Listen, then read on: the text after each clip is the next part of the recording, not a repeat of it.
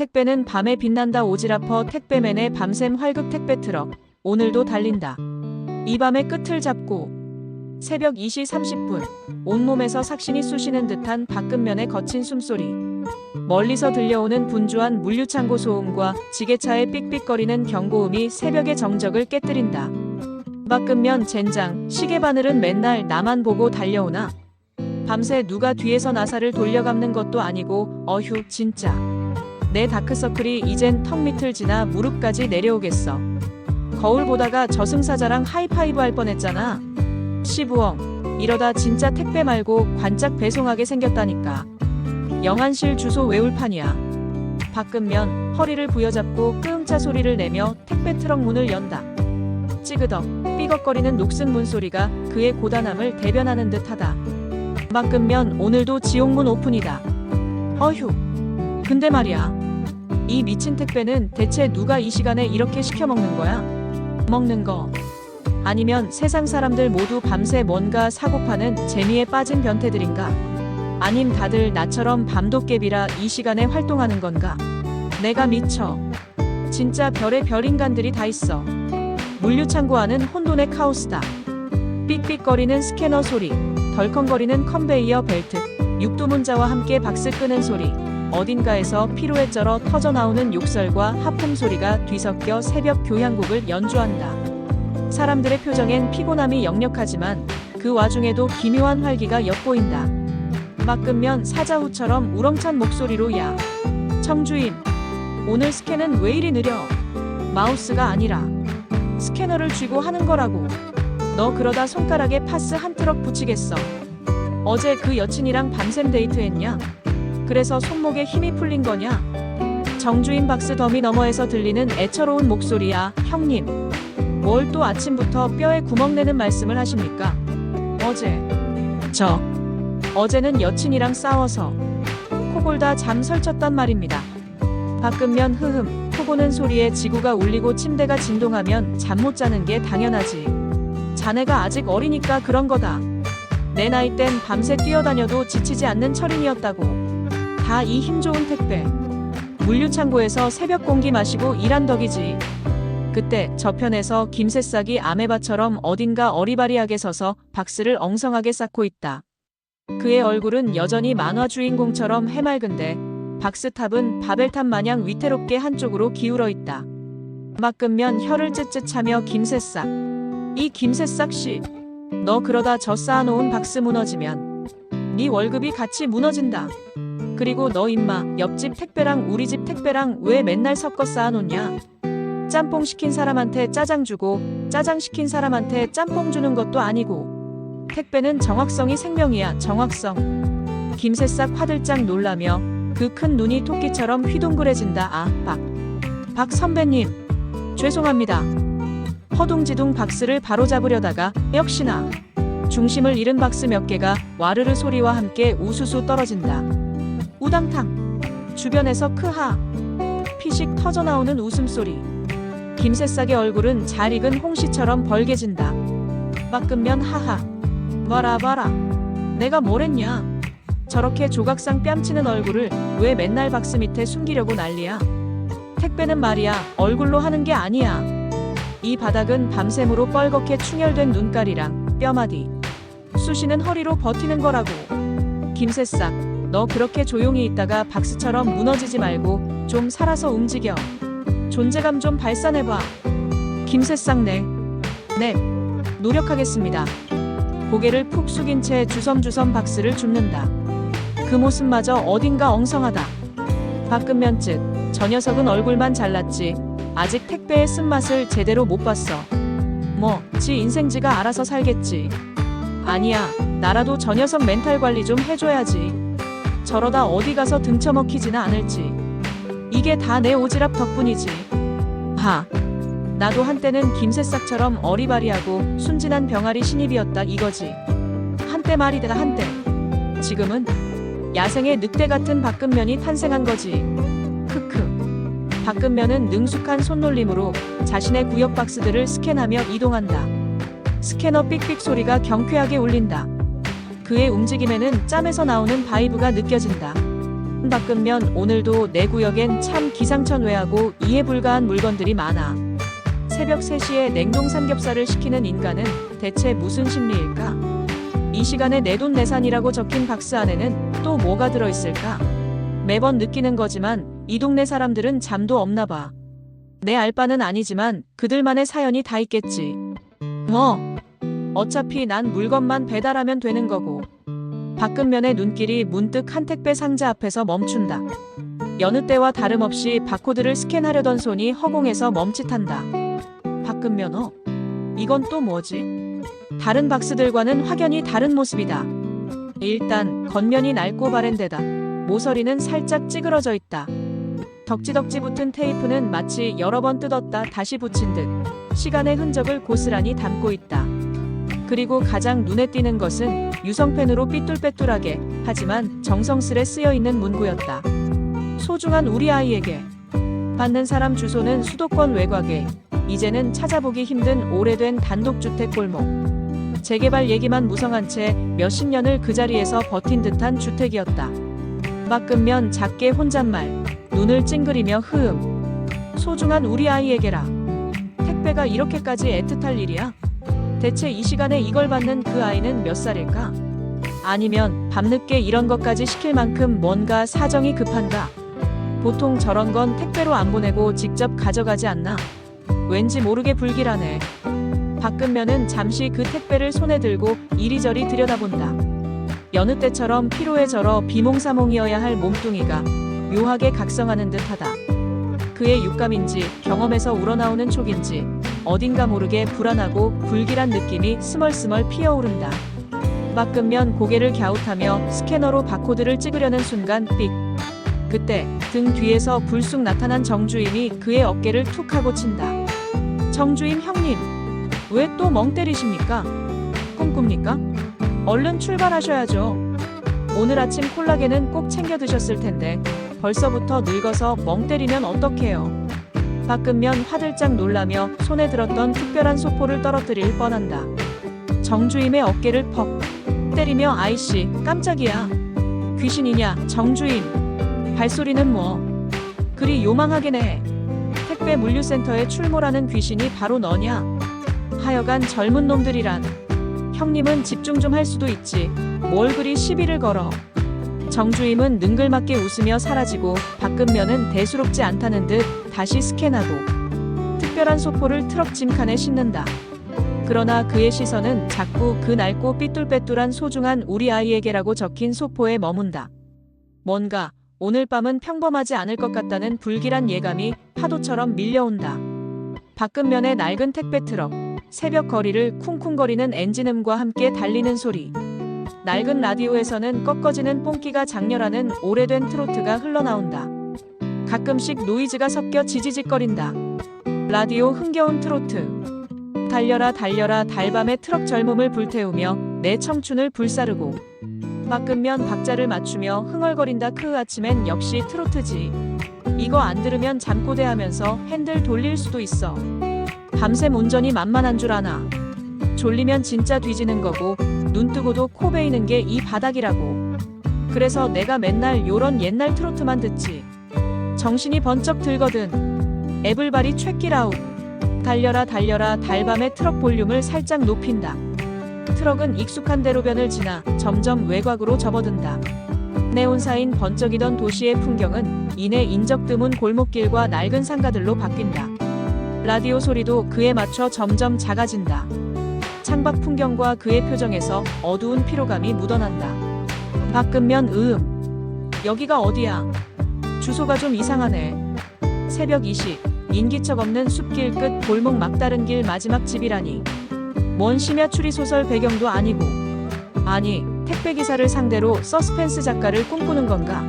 마지막 집이라니 무슨 영화 촬영하는 것도 아니고.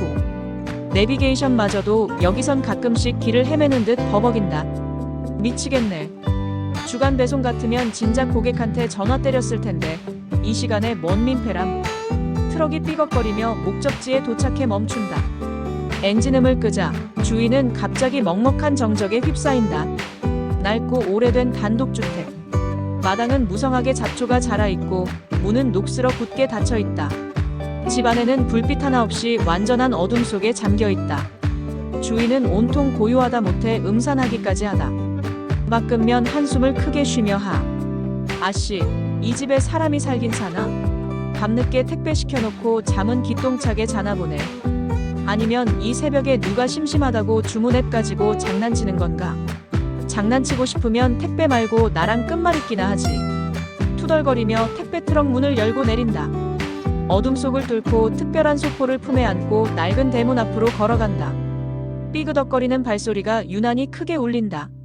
묘한 정적과 함께 싸늘한 새벽 공기가 그의 콧잔등을 스친다. 왠지 모를 서늘함에 팔뚝에 소름이 오소소 돋는다.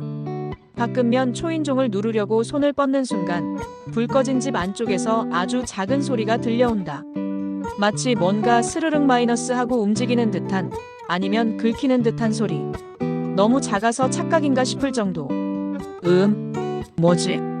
밖은면의 시선이 자연스럽게 집 안쪽 창문을 향한다. 어둠 속 창문 너머로 아주 희미하게, 마치 바람에 흔들리는 나뭇가지, 그림자처럼 무언가 길고 흐릿한 형체가 스쳐 지나가는 듯하다. 너무 빨라서 착각인가 싶지만 그의 심장은 이미 이상 징후를 감지하고 거칠게 요동치기 시작한다. 밖은면 주위를 살핀다. 누구 있나? 괜히 내가 밤샘 피로에 쩔어서 환영을 받나? 아님 영화 너무 많이 봤나? 새벽의 감성이 사람을 미치게 하는 건가? 다시 창문을 보지만 이제는 아무것도 보이지 않는다. 착각인가 싶어 그냥 이 으스스한 곳에서 벗어나고 싶은 마음에 소포를 낡은 문고리에 걸어두려던 찰나 발치에 있는 이끼 낀 오래된 화분을 툭 하고 건드린다. 쨍그랑! 둔탁한 소리와 함께 화분이 바닥에 떨어져 산산조각 난다.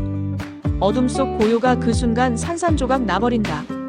그 소리는 마치 깨진 유리조각처럼 날카롭게 새벽 공기를 가른다.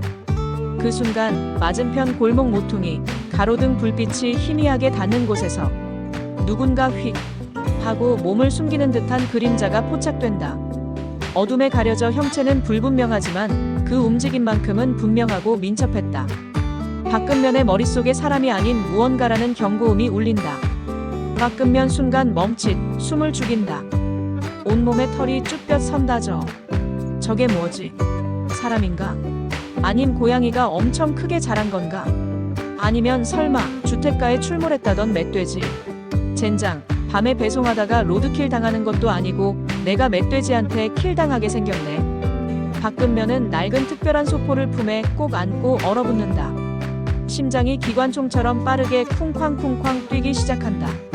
주변의 고요함이 그의 귀에 박힌 듯 커다란 압력으로 다가온다. 등골이 오싹해진다. 밖은면 아니 진짜 그냥 택배 배송하다가 이게 대체 뭔 개뼈다귀 같은 시츄에이션이야. 무슨 영화인가? 이 택배 평범하지 않다. 젠장, 내 야간 수당으로는 택도 없는 상황이라고. 나 혼자만 이런 일을 겪을 순 없지. 아, 김새싹 불러낼 걸 그랬나? 아냐, 괜히 병아리 녀석만 다치지. 밖은면의 심장 박동이 불규칙한 드럼 비트처럼 거세게 울려 퍼진다. 맞은편 골목에서 사라진 그림자가 마치 홀린 듯 그를 노려보는 듯한 착각에 밖은면은 숨조차 제대로 쉬지 못한다. 밖은면 젠장. 이거 꿈이겠지? 어제 야간 수당 계산하다 잠들었는데 숫자에 미쳐서 이런 악몽을 꾸는 걸 거야. 이 시간에 택배 들고 내가 미쳤지. 여기가 어디라고 이렇게 밤늦게 홀로 객기를 부리고 있어. 아냐, 저건 그냥 개였을 거야. 크고 시꺼먼 개. 웰시코기처럼 귀여운 개가 아니라 막 로트와일러나 도베르만 같은 거. 아니면 이 동네 길고양이가 사료를 너무 많이 먹어서 덩치가 좀 커진 거지. 맞아. 길고양이가 화분 깨뜨린 소리에 놀라서 후다닥 도망간 거겠지. 그럼.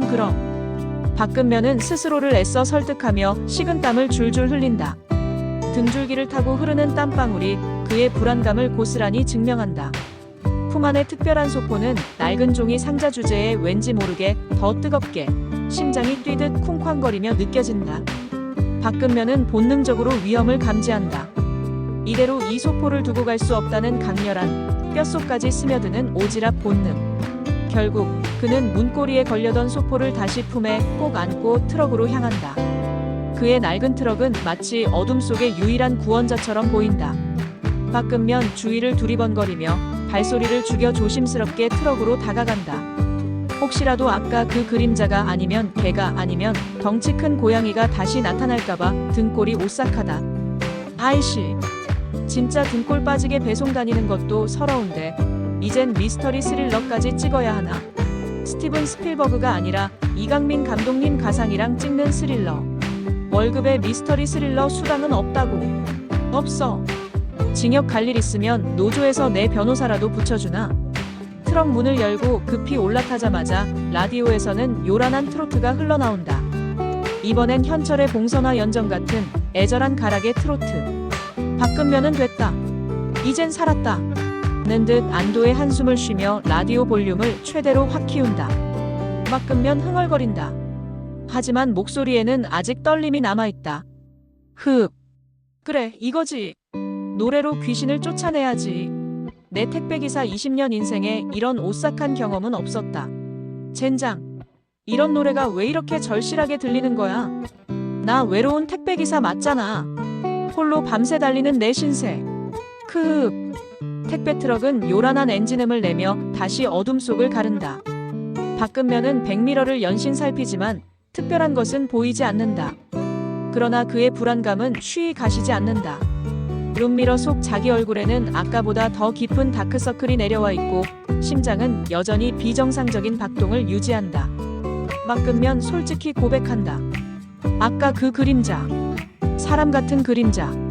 그리고 택배 상자에 쓰여있던 소중한 우리 아이에게라는 문구. 그리고 그놈의 낡은 상자. 그냥 넘길 수가 없었다. 이건 택배가 아니었어. 뭔가 사연이 있는 유물 같았다. 내 오지랖이 또 발동한 거지. 사실 택배 기사들은 별의별 상황을 다 겪거든. 심심하면 문 앞에서 택배 집어가는 도둑놈부터 밤늦게 술 처먹고 옆집 택배 열어보고 시비 거는 아저씨, 이혼해서 잃어버린 아이에게 몰래 택배 보내는 엄마까지. 세상 별별 사연 다 접수하는 게 우리거든. 그런 모든 사연들이 결국 택배 박스에 담겨 나에게 오는 거지. 박근면은 잠시 트럭을 갓길에 세운다. 가로등도 없는 어두컴컴한 곳. 그는 특별한 소포를 다시 들여다본다. 오래된 상자, 빛바랜 테이프, 그리고 정성껏 쓴 글씨. 겉으로 보기엔 허름하지만 상자 안에서 마치 희미한 온기가 느껴지는 듯하다. 박근면은 자신도 모르게 소포를 품에 안고 있던 손으로 주소지를 다시 확인한다. 방금 다녀온 그 주소지, 허름하고 불 꺼진 단독주택. 뭔가 잘못됐다. 누군가 분명히 저 택배를 원하고 있어. 박근면 흐음. 다시 가야 하나? 이 시간에 누구한테 전화해서 물어봐야 하나? 아님 소포를 들고 파출소로 가. 에이, 배송하다 파출소 가면 뭔 쪽이냐? 누가 택배 훔쳐간 것도 아니고 이걸 그대로 창고에 도로 가져간다고. 이 불길한 기분을. 한숨을 푹 쉬며 안 되겠다. 에라 모르겠다. 오지랖 한 번 더 떨자. 그때 그의 휴대폰이 띠링하고 울린다. 발신자는 김새싹. 박근면은 깊은 한숨을 쉬며 전화를 받는다. 박근면 여보세요, 김새싹. 무슨 일이야? 또 냉동창고 문 안 닫고 퇴근했어? 내가 이럴 줄 알았지. 내가 어딘가 어리바리하게 사고 칠 줄 알았다니까. 김새싹 조용한 목소리.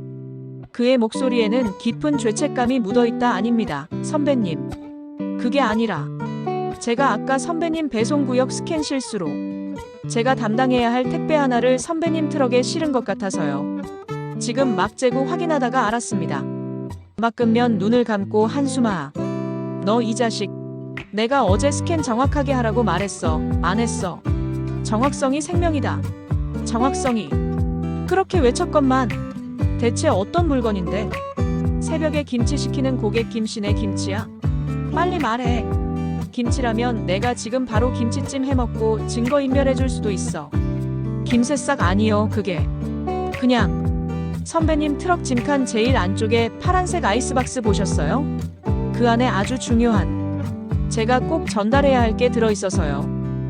아, 제가 방금 트래킹 다시 해봤는데 그 고객님이 좀 특별하신 분이세요. 절대 파손돼서도 훼손돼서도 안 되는 물건입니다. 박근면은 김새싹의 말에 번개 맞은 듯 트럭 짐칸을 살핀다. 그의 오지랖이 최고치에 달했던 특별한 소포 옆에 김새싹이 말한 파란색 아이스박스가 얌전히, 아니 어딘가 음침하게 놓여있다. 그런데 아이스박스 한쪽에 뭔가 뾰족한 것에 긁힌 듯한 자국이 선명하다.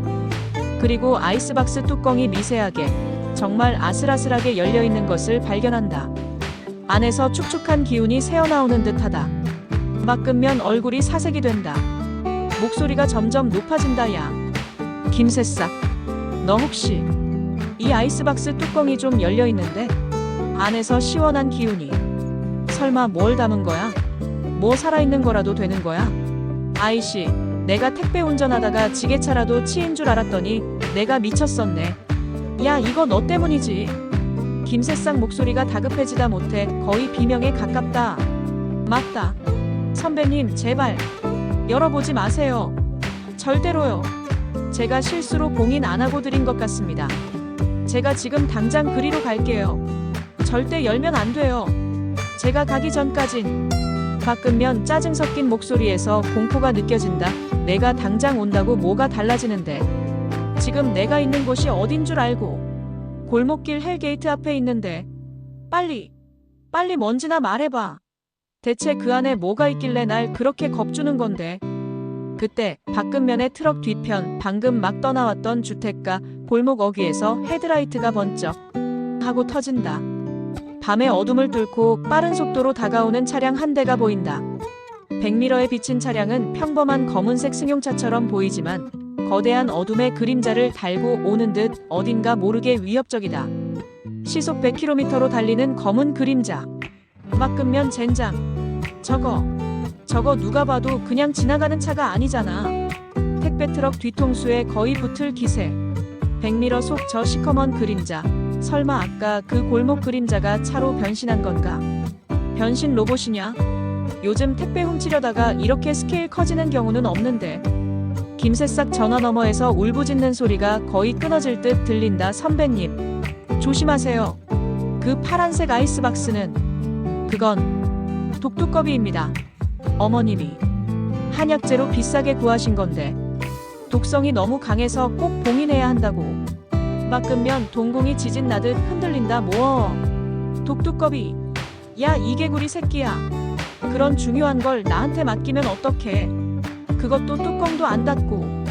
아이씨, 택배 배달하다 두꺼비 잡게 생겼네. 혹시 그 안에 두꺼비 한 마리만 있는 게 아니라 수십 마리, 수백 마리 있는 거 아냐? 두꺼비 때 습격이냐고. 그 순간 바깥면의 택배 트럭을 바싹 추격하던 검은색 승용차가 갑자기 트럭 옆으로 바짝, 거의 스치듯이 붙는다. 귓가를 찢는 듯한 굉음이 울려 퍼진다. 조수석 창문이 스르륵, 흡사 영화의 한 장면처럼 천천히 내려간다. 어둠 속에서 형체가 불분명한 후드티를 눌러 쓴 인물이 검은 장갑을 낀 손으로 무언가를 쥔 채 바깥면의 트럭 타이어를 가리키며 무언가를 던진다. 펑! 소리와 함께 타이어에서 바람 빠지는 소리가 슉슉슉 공포스럽게 들려온다. 차체가 크게 휘청거린다. 바깥면 경악하며 목소리가 갈라진다. 야, 이 씨바. 저게 미쳤나? 택배 트럭을 타이어 빵꾸 내는 놈은 처음 보네. 살다 이런 놈들은 또 처음이야. 택배 전쟁이냐? 이건 업무 중 재해로도 보상 못 받겠다. 저놈들 얼굴도 제대로 안 보였는데. 트럭이 펑크난 타이어 때문에 한쪽으로 기울어지며 비틀거린다. 좌우로 핸들을 잡고 요동치는 차체를 바꾸면은 능숙하게 제어하려 하지만 펑크난 타이어 때문에 쉽지 않다. 마치 얼음 위를 미끄러지듯 통제 불능의 상태로 내달린다. 그의 얼굴은 분노와 공포 그리고 피로가 뒤섞여 일그러진다. 김새싹 전화 너머에서 울부짖는 소리가 점점 멀어지는 듯하다. 선배님, 아이스박스에 독두꺼비가 마취돼서 잠깐 봉인돼 있는 건데 혹시 풀리면. 선배님. 막으면 눈을 번뜩이며 절규한다. 뭐 마취, 이 개구리 자식아. 그런 중요한 사실을 이제 와서 말하면 어떡해. 마취 풀리면 어떻게 되는 건데. 독붕어 막 침뱉어. 아이씨, 택배 배달하다 두꺼비한테 물려 죽게 생겼네. 검은색 승용차는 바깥면의 트럭을 계속해서 추격하며 좌우로 흔든다. 바깥면은 한 손으로는 비틀거리는 핸들을 부여잡고 다른 한 손으로는 덜컹거리는 짐칸에 놓인 특별한 소포와 독두꺼비 아이스박스를 잡으려고 안간힘을 쓴다. 택배 상자들이 사방으로 굴러떨어지고 박근면은 몸을 이리저리 던지며 허우적댄다. 박근면 독두꺼비 같은 소리 하고 있네. 지금 택배 지키는 것도 힘들어 죽겠는데 저게 택배를 쫓는 건지 내 목숨을 쫓는 건지. 하긴 저놈들이 쫓는 게 소포라면 내 목숨도 같이 달린 거겠지. 이 밤에 무슨 영광을 보겠다고 내가 이 난리를 겪어야 하냐. 내 인생 로또 번호는 이 새벽에 오지도 않는데 이 빌어먹을 추격전은 무슨. 박근면은 순간 기지를 발휘한다. 낡은 골목길을 쏜살같이 빠져나온 후 넓은 도로가 아닌 차량 통행이 거의 없는 재래시장 뒷골목으로 급하게 핸들을 꺾는다. 이 시간 재래시장은 폐장되어 인 적은 없지만 노점들이 사용하던 가판대와 상자들이 어지럽게 난잡하게 놓여있다. 비릿한 생선 냄새와 눅눅한 흙먼지 냄새, 삭은 채소 냄새가 뒤섞여 코를 찌른다. 박근면 좋아. 이판사판이다. 택배기사가 후진이 없으면 쓰나. 내비게이션에 안 나오는 길이라면 내가 길을 만들면 돼. 밤새 다져놓은 이 짬바는 장식이 아니라고. 박근면은 펑크난 타이어를 아슬아슬하게 지탱하며 택배 트럭으로 기상천 외한 주행을 시작한다. 좁은 골목을 고개하듯 통과하고 쓰러져 있는 폐상자들과 낡은 가판대들을 스치듯, 아니 거의 긁고 지나간다. 쿵, 쿵 하는 소리가 연이어 터진다. 그의 트럭은 마치 밤의 유령처럼 시장을 가로지른다. 뒤따르던 검은색 승용차는 박근면의 택배 트럭을 맹렬히 추격하지만 좁은 골목길과 가판대들 때문에 속도를 내지 못한다. 매끈한 외제차에게 재래시장은 너무 가혹한 지옥이었다. 코믹 액션 박근면이 택배 트럭을 과감히 꺾으면서 옆으로 치워진 쓰레기통이 뒤따르던 검은 차의 앞유리에 찰싹 하고 붙는다. 안에 든 생선 대가리 썩은 냄새가 차 안으로 고스란히 유입될 것이다. 검은 차는 잠시 휘청이더니 급브레이크를 밟는 소리와 함께 멈춰선다. 그 짧은 틈을 놓치지 않고 박근면은 입꼬리를 올리며 쾌재를 부른다. 박근면 신나서 악셀을 밟으며 이야호. 이게 바로 택배기사의 드리프트다. 스포티지. 짭퉁 같은 것들이 어디서 까불어. 난 밤길의 황제 박근면이다. 하찮은 외제차 따위가 짬에서 나오는 내 바이브를 이길 수 있을 리 없지. 그때 박근면의 트럭이 급격하게 방향을 틀면서 짐칸에 놓여있던 특별한 소포가 격렬한 움직임에 덜컹이며 결국은 트럭 문 틈새로 살짝 미끄러져 떨어질 위기에 처한다. 박근면은 본능적으로 손을 뻗어 간신히 소포의 모서리를 움켜준다. 낡은 상자 표면이 거친 그의 소나기 힘에 의해 살짝 찌익하고 찢어지며 안에서 무언가 반짝이는 것이 드러난다. 종이 사이에 숨겨져 있던 은박지 같은 빛깔. 박근면 뭐지? 이 소포. 단순한 물건이 아니었어. 그냥 낡은 상자처럼 보였는데 이건 누가 봐도 보물이잖아. 뭔가 빛나고 있어. 안에 도대체 뭐가 들었길래. 소포 안에서 드러난 것은 오래된 사진 한 장. 세월의 흐름에 따라 가장자리가 바래고 색이 누렇게 변했지만 여전히 또렷하게 보이는 행복한 순간이 담겨 있었다. 사진 속에는 환하게 웃고 있는 어린아이와 함께 낡은 주택 앞에 서 있는 할머니의 모습이 담겨 있다. 그 할머니의 얼굴은 어딘가 익숙하다. 방금 전에 박근면이 다녀왔던 그 집, 문이 굳게 닫혀있던 그 집, 그리고 그 사진 옆에는 또 다른 아주 작은 꼬깃꼬깃한 종이가 끼워져 있다. 박근면 2주택. 아까 그 집이잖아. 이 할머니는 대체.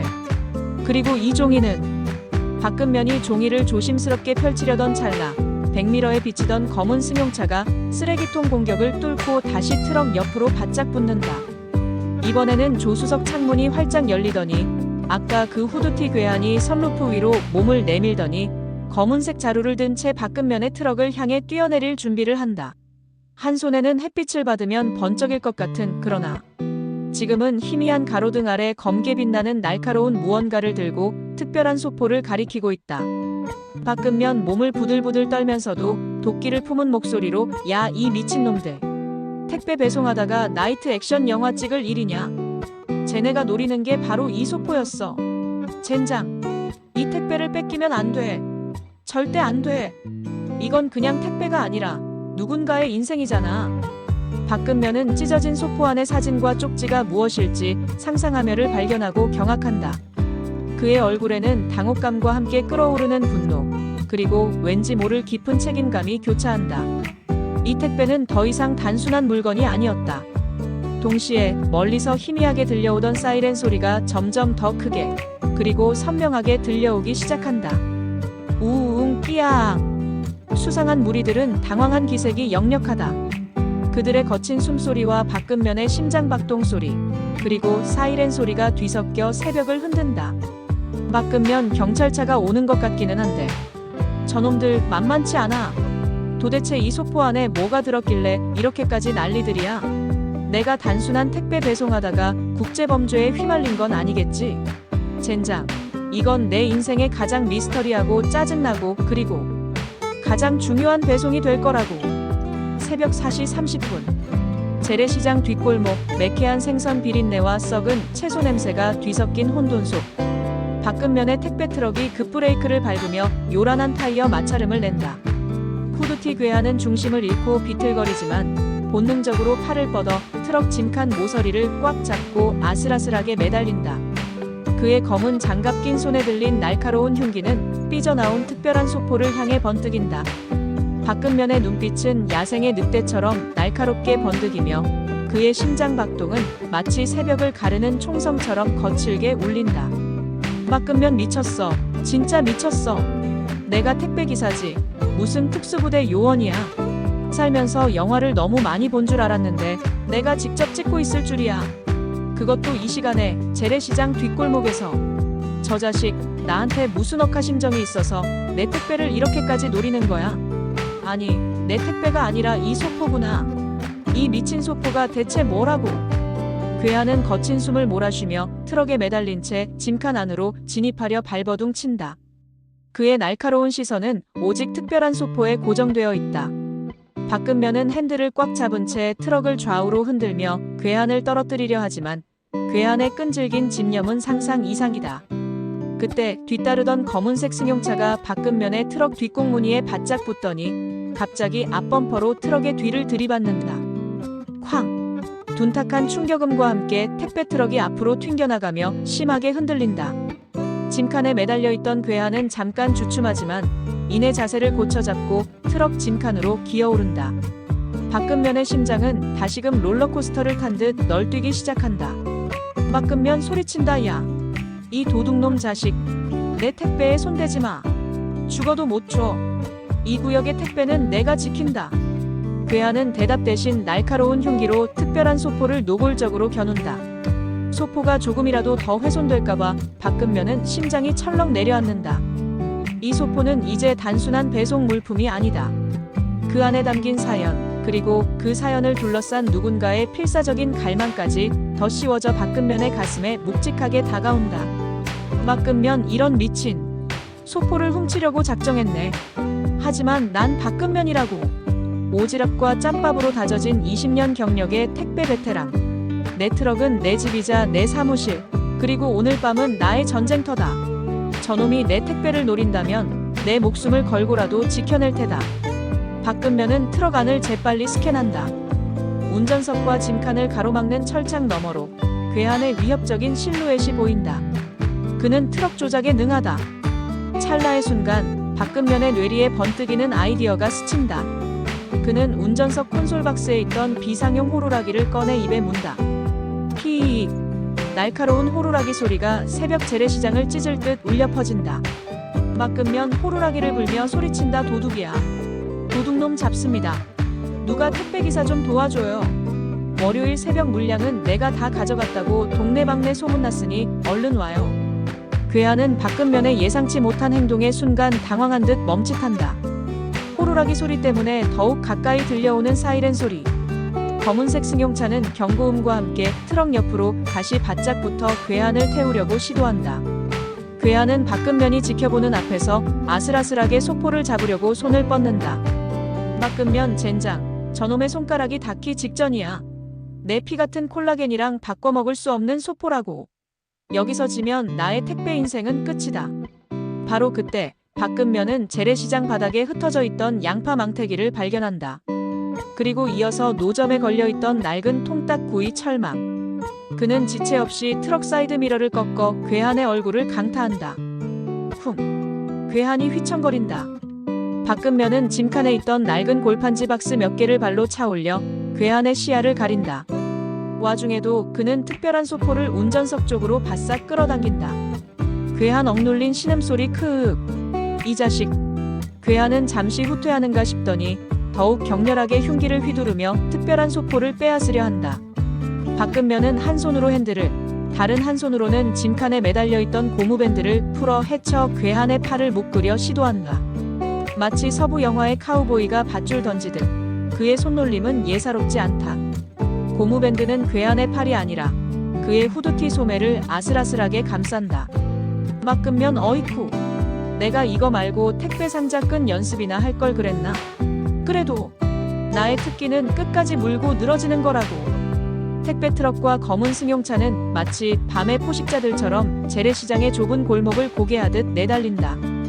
노점에 쌓여있던 생선 상자들이나 채소 박스들이 연이어 박살나는 소리가 귀청을 때린다. 검은 승용차는 트럭의 옆구리를 계속해서 들이받으며 박근면을 압박한다.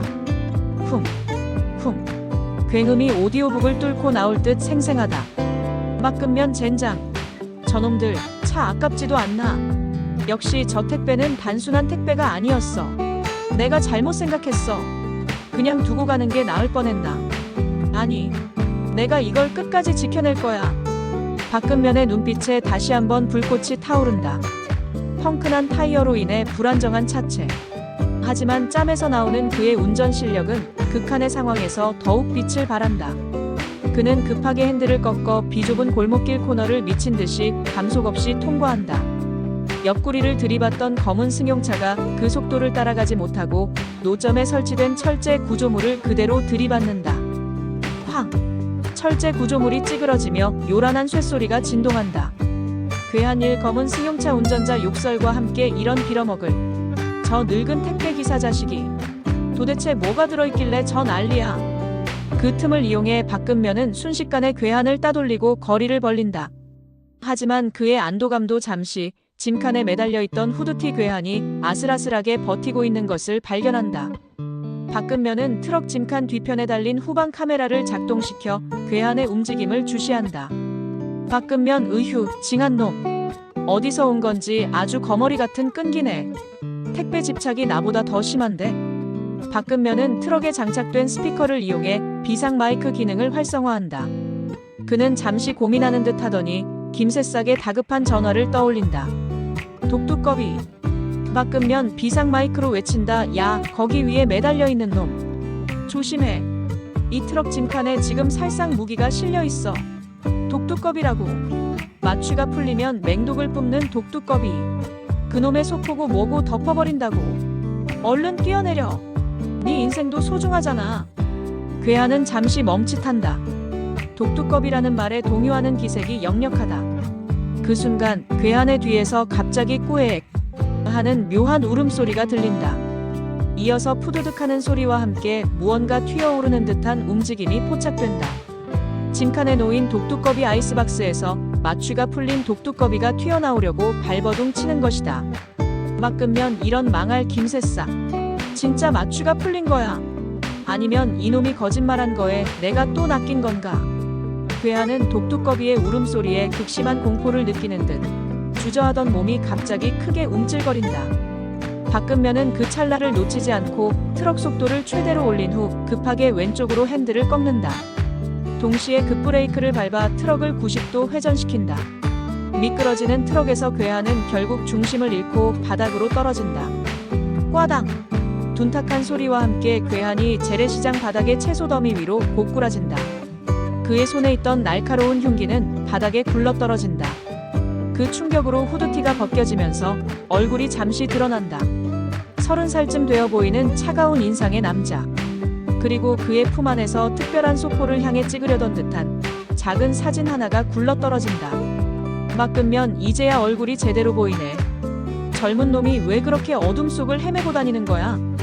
박근면은 가까스로 트럭을 안정시키고 괴한을 따돌리는 데 성공한다. 그의 심장은 여전히 터질 듯 요동치지만 특별한 소포를 지켜냈다는 안도감과 함께 알 수 없는 뿌듯함이 밀려온다. 그는 짐칸에 실린 특별한 소포를 다시 한번 확인한다. 소포는 무사하다. 그때 그의 전화벨이 다시 울린다.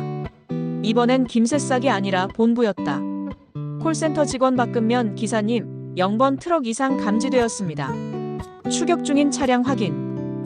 곧바로 현장에 지원팀 투입하겠습니다. 혹시 많이 다치셨습니까? 박근면 웃음이 터져나온다. 피곤함이 극에 달했지만 그 웃음 속에는 자부심이 깃들어 있다. 하하, 지원팀은 무슨, 내가 다 알아서 처리했네. 지금 내가 특수작전 요원이지 택배기사야. 이 구역의 안전은 내가 책임진다. 근데 혹시 나 오늘 배정된 특별수당 뭐 없나? 야간 스릴러 배송권에 대한 특수수당. 콜센터 직원은 박근면의 너스레에 당황한 듯네. 넵 하고 얼버무린다. 박근면은 전화를 끊고 다시 짐칸에 특별한 소포를 응시한다. 아까 괴한이 떨어뜨린 사진이 묘하게 이 소포와 겹쳐 보인다. 박근면 젠장. 지원팀 오면 더 귀찮아지겠지. 이 시간에 무슨 호들갑이야. 내가 알아서 하면 될 것을. 그는 차를 돌려 다시 그 불 꺼진 단독주택으로 향한다. 이제 그 소포를 배달해야 할 때다. 단순한 물건이 아니라 누군가의 희망이자 아픔이 담겨있을 그 소포를. 그를 쫓던 괴한이 떨어뜨린 사진과 흉기, 그리고 김새싹의 독두꺼비. 이 모든 것이 마치 하나의 거대한 그림처럼 연결되어 있음을 박근면은 어렴풋이 느끼기 시작한다. 다시 낡은 단독주택 앞에 도착한 박근면. 아까보다 더욱 고요하다. 그는 트럭에서 내려 특별한 소포를 다시 품에 안는다. 소포의 낡은 종이 틈새로 아까 봤던 빛바랜 사진 한 장이 살짝 드러나 있다. 사진 속에는 낡은 집 앞에서 어린아이와 함께 환하게 웃고 있는 할머니의 모습이 보인다. 그리고 사진 뒤에는 꼬깃꼬깃 접힌 작은 쪽지 하나가 끼워져 있다. 박근면 조심스럽게 쪽지를 빼내어 펼친다. 새벽 공기 속에서 그의 눈이 글씨를 따라 움직인다. 우리 사랑하는 손녀딸 세빈이에게. 할미는 늘 우리 세빈이 생각뿐이야. 엄마랑 꼭 화해하고 우리 다시 예전처럼 살자. 할미의 모든 것이 담긴 소중한 유품을 보낸다. 이걸 보면 모든 걸 알게 될 거야. 박근면의 얼굴에 복잡한 표정이 스쳐 지나간다. 고통, 연민, 그리고 책임감. 유품이라는 단어가 그의 가슴을 먹먹하게 한다. 괴한들이 소포를 노린 이유, 그리고 할머니의 간절한 마음이 담긴 이 소포의 무게를 이제야 진정으로 깨달은 박근면. 그때 집문이 살며시 열리고 그 사이로 불안해 보이는 김새싹의 얼굴이 빼꼼히 내밀어진다. 김새싹 어둠 속에서 속삭이듯 선배님, 무사하셨어요? 독두꺼비. 독두꺼비는요? 그리고 그 집주인은? 박근면은 말없이 김새싹을 바라본다. 그리고 특별한 소포를 꽉 움켜쥔다. 택배는 이제 배송이 아니다. 누군가의 삶을 지켜내고 연결해주는 마지막 희망의 끈. 어딘가에서 다시 사이렌 소리가 들려온다. 점점 가까워지는 경찰차 소리. 이제 숨을 돌릴 틈도 없이 박근면의 한밤의 활극은 새로운 국면을 맞이한다. 새벽은 아직 멀었다. 그의 눈은 어둠 속에서도 빛을 잃지 않는다. 새벽 5시 30분. 방금 전까지 괴한과 벌였던 치열한 추격전의 흔적, 찌그러진 트럭 옆면, 너덜거리는 사이드미러가 그 밤의 격렬함을 증명한다. 괴한이 떨어져 나간 지 얼마 되지 않아 박근면의 거친 숨소리와 김새싹의 다급한 목소리가 겹쳐진다. 김새싹 집문을 살짝 열고 얼굴을 빼꼼 내밀며 선배님, 무사하셨어요? 독두꺼비. 독두꺼비는요? 그리고 그 집주인은? 박근면 트럭에서 내려 특별한 소포를 품에 꼭 안는다. 김새싹을 보자니 아까 통화에서 독두꺼비 맞추가 풀렸다며 울부짖던 목소리가 떠올라 피식 웃음이 난다. 하지만 피로와 긴장감은 그의 표정을 여전히 굳어있게 만든다. 이 개구리 새끼야. 지금 독두꺼비가 문제야. 너 때문에 내 야간 배송 인생이 송두리째 흔들릴 뻔했다고. 게다가 내 그 독두꺼비 덕분에 저놈들 기겁하고 도망쳤으니 고맙다고 해야 할지 패버려야 할지 지금 헷갈려 죽겠다. 김새싹 얼굴이 시뻘개져서 죄송합니다, 선배님. 제가 정말 죽을 죄를 졌습니다. 하더니 다시 눈이 커다래진다 하니 그런데 진짜 독두꺼비가 마취가 풀려서 뛰쳐나왔단 말입니까? 박근면 한숨을 푹 쉬며 짐칸에 있던 아이스박스를 쳐다본다. 아이스박스는 아까의 격렬한 흔적 때문인지 뚜껑이 아예 열려 있었고 그 안은 텅 비어 있다. 바닥에는 녹은 얼음 물만 흥건하다. 독두꺼비는 무슨 이미 밤새 마취 풀려서 어디 산으로 튀었는지 보이지도 않아. 아무튼 저 괴한들이 놀란 건 맞으니까. 바꾸면 독두꺼비는 이미 저 세상으로 갔거나 아니면 저 산 너머로 독액 뿜으면서 여행 갔겠지. 어휴, 그나저나 저 괴한 녀석. 내가 택배 물품 들고 싸우면서 고작 던진 게 독두꺼비였을 줄은 상상도 못했을 거다. 생각할수록 웃기네. 바로 그때 골목 어귀에서 우우우 끼야앙 하는 사이렌 소리와 함께 경찰차가 번개처럼 나타난다. 어둠을 가르고 달려오는 경찰차의 번쩍이는 불빛이 낡은 주택가를 순식간에 대낮처럼 밝힌다. 밖은면의 트럭 옆에 나란히 선 검은색 승용차는 이미 구겨진 앞범퍼와 찌그러진 옆면으로 처참한 몰골이다. 경찰차에서 경광등을 켠 채 서둘러 내리는 경찰관 2명. 그들의 시선은 구겨진 검은 승용차와 밖은면의 트럭, 그리고 김새싹이 숨어있는 낡은 주택을 번갈아 향한다. 경찰관 1 사뭇 경직된 목소리로 여기가 현장입니까? 신고받고 출동했습니다. 지금 상황은 어떻게 된 겁니까? 혹시 다친 분은 없으십니까? 막근면 피식 웃으며 팔짱을 낀다. 그의 얼굴에는 여전히 피곤함이 가득하지만 여유로움과 능청스러움이 더해져 있다. 네, 저는 괜찮습니다. 보시다시피 멀쩡합니다. 아니, 이 시간에 도대체 누가 이런 걸 신고한 거야? 한밤중에 스릴러 영화 한 편 찍은 것뿐인데. 경찰관 이 검은색 승용차를 유심히 살피더니 인상을 쓴다 하니 무슨 영화를 이렇게 스케일 크게 찍습니까? 그리고 저 차량은 현행범으로 보이는 용의자가 쓰러져 있는 것을 확인했습니다. 막근면 씨, 이 차량은 대체 뭡니까? 막근면 저 차요? 밤새도록 제 택배를 훔치려고 달려든 끈질긴 악당들의 차량입니다. 저 후드티 녀석은 마트 진열대 쓰러뜨리듯 바닥에 꽈당하던데요. 저놈들 제 트럭 빵꾸도 내고 아주 진상들이 따로 없습니다. 제가 다 때려잡아 버렸습니다. 김새싹 찐문을 활짝 열고 뛰어나와 밖은면의 뒤에 바싹 붙는다. 선배님. 맞아요. 저 차가 계속 선배님을 쫓아왔어요. 저는 이 모든 과정을 전화통화로 다 들었습니다.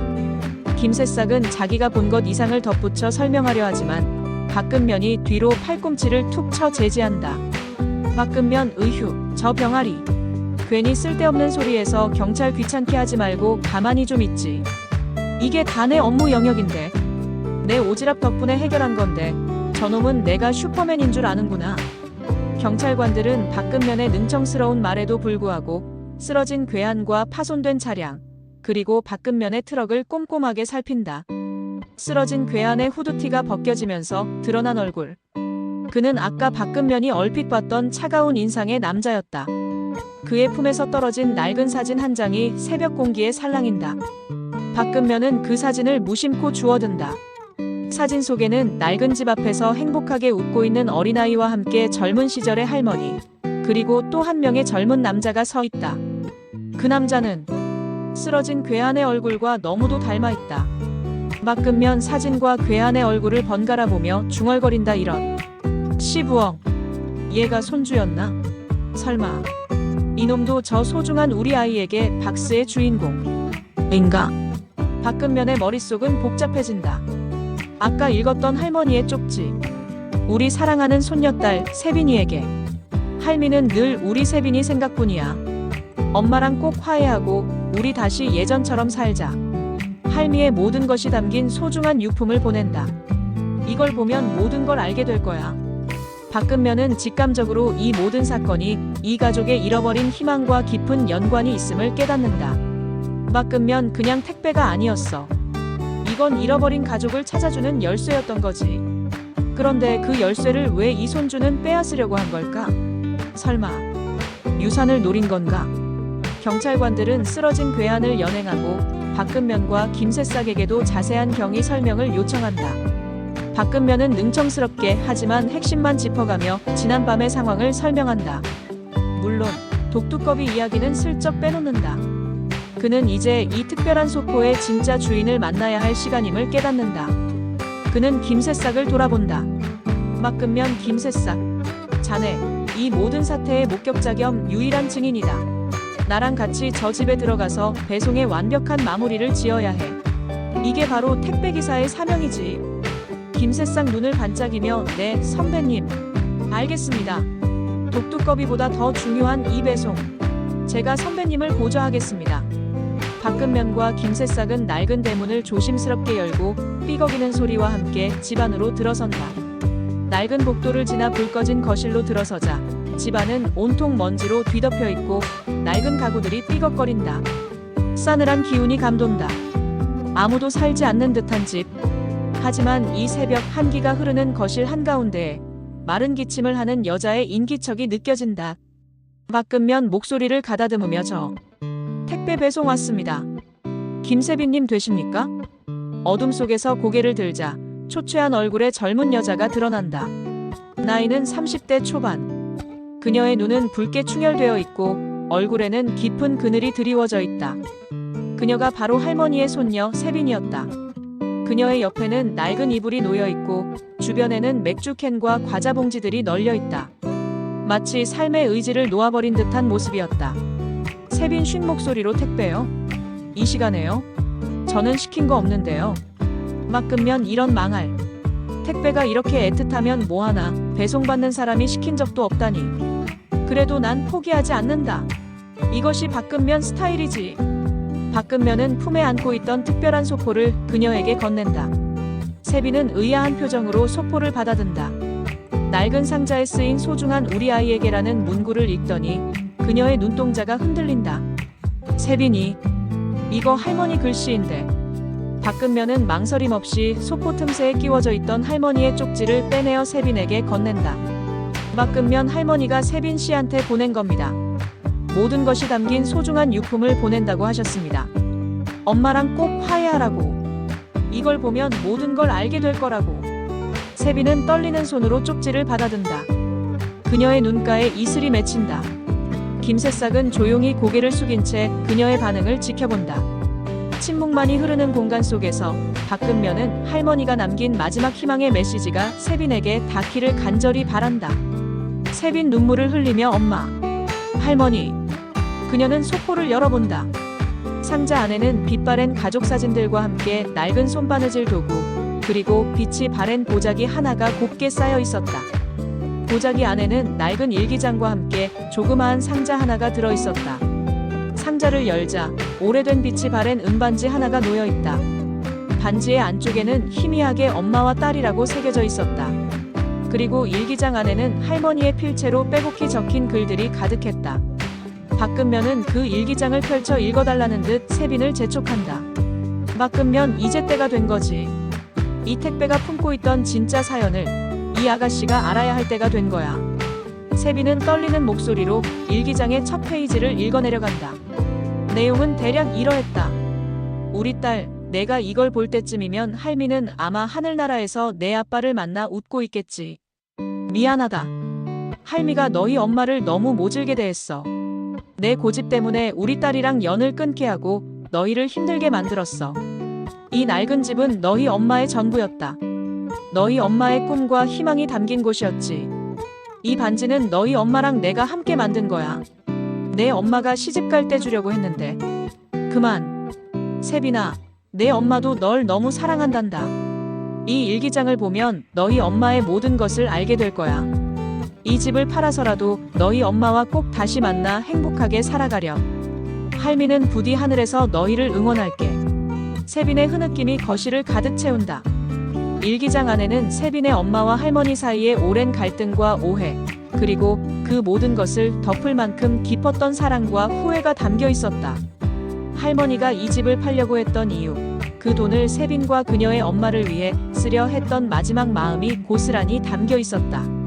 그리고 놀랍게도 일기장의 마지막 페이지에는 이 집의 등기권리증과 함께 거액의 은행잔고 증명서가 끼워져 있었다.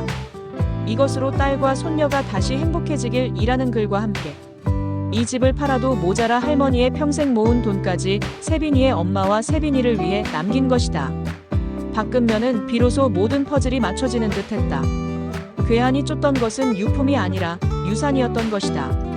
그리고 아마 그 괴한은 일기장에 이름이 적혀있던 다른 친척이거나 아니면 세빈의 엄마와 갈등하던 재산 관련 인물일 수도 있겠지.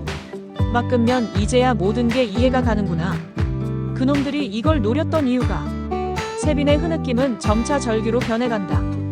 그녀는 할머니의 유품을 품에 꼭 안고 흐느낀다. 박근면은 그 광경을 말없이 지켜본다. 새벽 6시. 낡은 단독주택의 싸늘한 거실. 세빈의 흐느낌이 마른 하늘의 비처럼 쏟아진다. 할머니의 일기장과 유품을 품에 안은 그녀의 어깨가 들썩인다. 박근면은 말없이 그녀를 지켜보고 김새싹은 자신도 모르게 눈물을 훔친다. 그 순간 낡은 주택 밖에서 다시금 엔진 소리가 들려온다. 불 꺼진 집 앞마당에 검은색 승용차 한 대가 삐걱거리며 멈춰서는 소리가 희미하게 들려온다. 박근면의 얼굴에 다시금 긴장감이 스친다.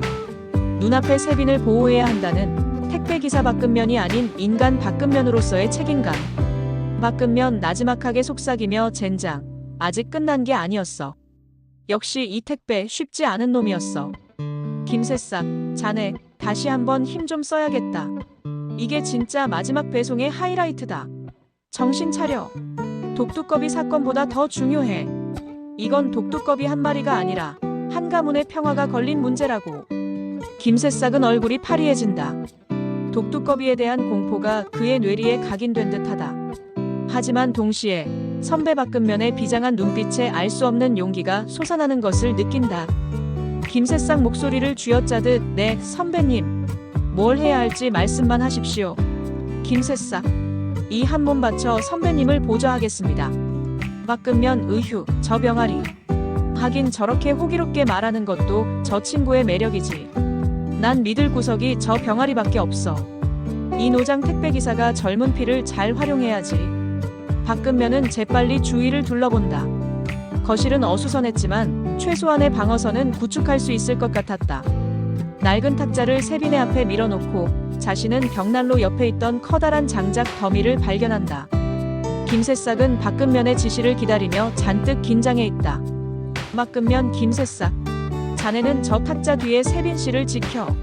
그리고 이건 내 비장의 무기. 박근면은 장작 더미에서 가장 굵고 튼튼한 장작 하나를 집어든다. 마치 야구 방망이처럼 휘둘러보며 자세를 잡는다. 김새싹은 경악에 찬 눈으로 그를 바라본다. 김새싹 선배님, 그게 정말 비장의 무기입니까? 박근면 그럼 택배기사는 상황에 맞춰 도구를 활용할 줄 알아야지. 자 온다. 저 문 열리고 들어오는 놈들은 아마 이 유산을 노리고 온 놈들일 거야. 지난번에 그 후드티 녀석이랑 한패거리일 가능성이 높아. 그놈들이 노리는 건 이 박스가 아니라 박스 안에 담긴 할머니의 모든 것. 이걸 절대 빼앗기면 안 돼. 끼익. 낡은 대문이 다시금 열리는 소리가 들린다. 거친 발소리가 현관을 넘어 거실로 향한다. 어둠 속에서 3명의 남자가 거실로 들어선다. 이들의 얼굴은 어둠 속에 가려져 있지만 험악한 분위기가 집안을 감돈다. 한 명은 낯익은 얼굴, 박근면을 끈질기게 쫓아왔던 후드티 괴한이었다. 그의 팔에는 붕대가 감겨 있었다. 다른 2명은 건장한 체격의 남자들로 야구 모자를 깊게 눌러쓴 채였다. 괴한일 후드티 크흐흡. 빌어먹을 택배기사놈. 기어이 여기까지 왔군. 이 소포를 이 할머니에게 갖다 주려 했군. 젠장. 내가 분명히 경고했을 텐데. 너 때문에 우리가 여기까지 오게 된 거야. 할머니 유산. 이건 우리가 마땅히 받아야 할 권리였다. 세빈 놀라서 할머니 일기장을 더욱 품에 꼭 안는다. 오빠가 왜 여기에? 할머니 유산이라니? 오빠가 이럴 줄은 몰랐어요. 대체 왜? 후드티 괴한의 정체가 밝혀지는 순간 세빈의 절규가 거실에 울려 퍼진다. 후드티 괴한은 세빈의 사촌 오빠 철수였다. 그는 할머니의 유산, 특히 이 낡은 집과 함께 드러난 거액의 돈을 노리고 있었다. 일기장에 마지막으로 남겨진 유언이 세빈에게 이 모든 것을 남긴다는 것을 알았기 때문에 그는 이 소포가 세빈에게 전달되는 것을 필사적으로 막으려 했던 것이다. 철수 세빈. 시끄러워. 너희 엄마 때문에 할머니가 고생한 게 얼만데.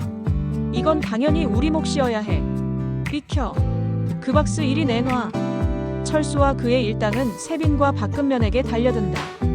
박근면은 재빨리 장작 방망이를 휘두르며 철수 일당을 저지한다. 쿵! 장작과 주먹이 오가는 소리가 거실을 뒤흔든다. 김새싹은 탁자 뒤에 숨어 세빈을 지키면서도 박근면의 비범한 싸움 실력에 입을 다물지 못한다. 박근면 누가 이 야간 택배 경력 20년의 택배기사를 이길 수 있겠어? 온갖 개진상을 상대하면서 키워온 내 육체적, 정신적 전투력은 저런 어중이 떠중이 따위가 감히 넘볼 수 없는 영역이라고. 장작 하나로 세상을 구한다. 택배기사의 필수품이지. 박근면은 예상치 못한 움직임과 능청스러운 언변으로 괴한들을 교란한다. 한 놈에게는 다짜고짜 어제 우리 집 택배 김치가 너무 셨는데 너냐? 담당 택배기사가 라며 뜬금없이 시비를 털고 다른 놈에게는 어이 아저씨 새벽엔 족발보단 역시 보쌈입니다. 다음번엔 보쌈 시키세요. 라며 말을 건네는 등 그의 코믹한 행동은 괴한들을 오히려 더 당황하게 만든다. 코믹 액션 박근면은 휘두른 장작이 낡은 탁자에 부딪히면서 소리를 내자 탁자를 세빈에게 더 바싹 밀어주며 자네 이거 택배 파손 책임 나한테 물을 거야. 이 탁자도 할머니 유품 같은데? 라며 엄살을 떤다. 그 사이 김새싹은 빈 맥주캔과 과자 봉지들을 재빨리 모아 괴한들에게 던진다. 깡통이 괴한들의 이마에 맞고 팅! 소리가 나자 괴한들은 비틀거린다. 철수 이런 망할 택배기사놈. 잔머리만 늘었군. 이 쓰레기통 새끼가 감히. 박근면 쓰레기통이라고? 이 쓰레기통 박스가 세상에 희망을 배달하는 거라고. 덤벼. 이 유산 강탈범들아. 격투는 거칠어지지만 박근면의 노련함과 기지, 그리고 김새싹의 어설픈 지원 사격 덕분에 괴한들은 점차 밀리기 시작한다. 특히 박근면이 지금 나랑 싸우다가는 독두꺼비 맞추가 풀려서 어디서 튀어나올지 모른다. 고 허세를 부리자 철수의 얼굴에 또다시 공포가 스친다. 김새싹이 던진 독두꺼비 떡밥이 예상치 못한 효과를 발휘한 것이다. 철수 동요하며 독두꺼비 빌어먹을. 진짜 그 안에 그 맹독성 두꺼비가 있단 말이야. 박근면은 그 틈을 놓치지 않고 장작을 휘둘러 철수를 가격한다. 헉. 철수가 휘청거린다. 김새싹은 세빈의 옆에서 그녀를 감싸 안으며 이 상황을 지켜본다. 이 싸움은 단순히 유산을 지키는 것을 넘어 세빈의 상처받은 마음과 잃어버린 가족관계를 지켜내는 싸움이었다. 그의 오지랖이 단순한 참견이 아니라 타인의 삶에 희망의 불씨를 지펴주는 불꽃이 된 순간이었다. 바로 그때 낡은 주택 밖에 멈춰 서 있던 검은 승용차의 문이 열리고 한 여인이 급하게 집 안으로 들어선다. 그녀의 얼굴에는 깊은 주름과 함께 세빈과 닮은 듯한 모습이 역력하다. 그녀는 다름 아닌 세빈의 엄마였다. 경찰의 호출을 받고 불이 나게 달려온 것이었다. 그녀의 뒤로는 아까 재래시장에서 철수 일당을 연행했던 경찰관들이 서둘러 따라 들어온다. 세빈의 엄마 세빈을 보고 놀라서 세빈아, 엄마가 미안하다. 할머니가 이렇게 될 줄은. 엄마의 등장에 철수 일당은 당황하고 경찰관들은 곧바로 현장을 제압한다. 철수는 유산 강탈 혐의로 다시 한번 체포된다. 박근면은 안도의 한숨을 내쉰다. 싸움은 끝났지만 그의 몸은 천근만근이다. 그러나 그의 얼굴에는 묘한 보람과 성취감이 감돌고 있었다. 경찰관 박근면에게 다가와 경례하며 박근면 씨, 정말 대단하십니다. 택배기사님이 이런 격투 실력까지 갖추고 계실 줄은. 박근면 어깨를 으쓱하며 별 말씀을요. 택배기사도 다 사람이 사는 세상, 정의는 살아있어야 하는 법 아니겠습니까? 저놈들 잡아갔으니 내 택배 트럭 수리비 청구는 저놈들한테 합니까? 경찰관들은 박근면의 농담에 멋쩍게 웃는다. 그 사이 세빈은 엄마의 품에 안겨 서럽게 흐느낀다. 할머니의 일기장과 유품을 건네받은 세빈의 엄마는 일기장을 읽으며 뒤늦은 후회와 눈물을 흘린다. 잃어버린 줄 알았던 딸과의 관계, 그리고 엄마 할머니의 마지막 진심을 알게 된 것이다. 박근면은 멀리서 그 모습을 지켜본다. 그의 입가에 희미한 미소가 번진다. 박근면 그래, 이렇게 되는 거지. 택배가 가져다 준 건 물건이 아니라 바로 가족의 사랑과 화해였던 거야. 난 오늘 밤 단순한 박스를 배달한 게 아니라 누군가의 인생을, 잃어버린 희망을 배달한 거야. 이 맛에 택배 배달하지, 암. 새벽의 어둠이 걷히고 창밖으로 서서히 동이 터오른다. 붉은 해가 떠오르면서 낡은 주택의 거실에도 따뜻한 햇살이 비쳐든다. 세빈과 엄마는 서로를 꽉 끌어안고 용서를 구한다. 박근면은 그들이 다시 시작할 수 있는 작은 씨앗을 전달해 준 것이다. 며칠 후 택배 물류창고. 밤샘 근무를 마친 박근면이 지친 몸을 이끌고 퇴근 준비를 한다. 그의 옆에는 여전히 어리바리하지만 이전보다 훨씬 늠름해진 김새싹이 서 있다. 박근면의 트럭은 말끔하게 수리되어 있었고 김새싹의 파란색 아이스박스는 깨끗하게 소독되어 봉인된 채 짐칸에 놓여 있었다. 김새싹 어깨를 쭉 펴고 선배님, 어제 제가 스캔 실수를 하는 바람에 옆 구역 택배가 선배님 트럭에 실릴 뻔했지만 제가 막아냈습니다. 이제 제가 실수할 일은 없을 겁니다.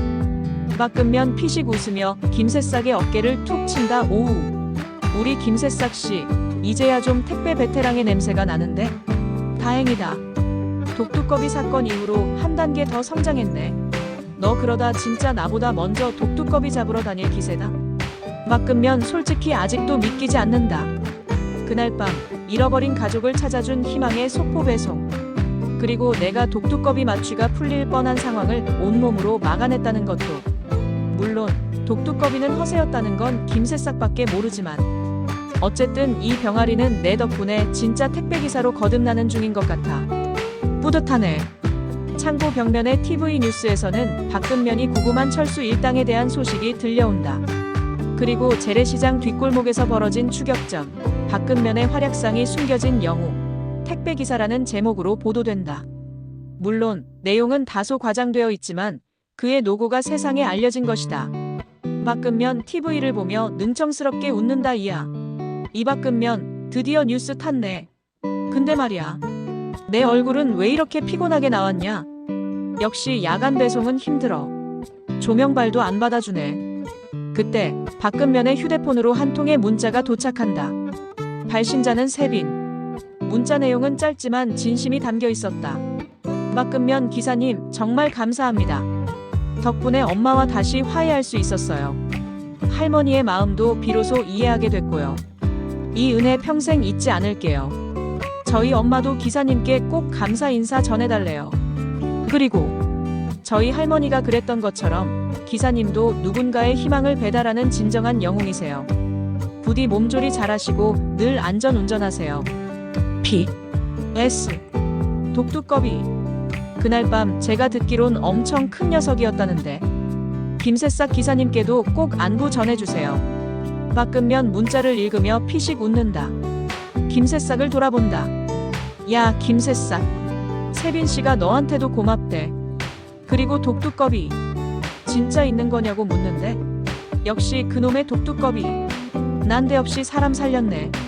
김새싹 얼굴이 빨개지며 아니 선배님, 그게 제가 그땐 너무 경황이 없어서. 흑. 박근면 그래. 밤은 여전히 길고 세상엔 배달해야 할 택배가 차고 넘쳐. 때로는 지치고 힘들 때도 있겠지만 오늘 밤처럼 누군가의 인생에 작은 희망을 배달하는 날도 있을 거야. 누가 알아? 내가 배달하는 작은 상자 하나가 누군가의 세상을 통째로 바꿔놓을지. 그게 바로 내가 밤샘 배송을 하는 이유, 그리고 내가 택배기사라는 직업을 사랑하는 이유겠지. 밤은 깊어지고 택배 트럭은 오늘도 달린다. 이 밤의 끝을 잡고 박근면은 트럭에 올라 시동을 건다. 엔진 소리가 새벽을 가르며 힘차게 울린다. 그의 택배 트럭은 오늘도 희망을 싣고 밤거리를 달린다. 그의 트럭의 헤드라이트가 어둠을 밝히며 멀어져 간다.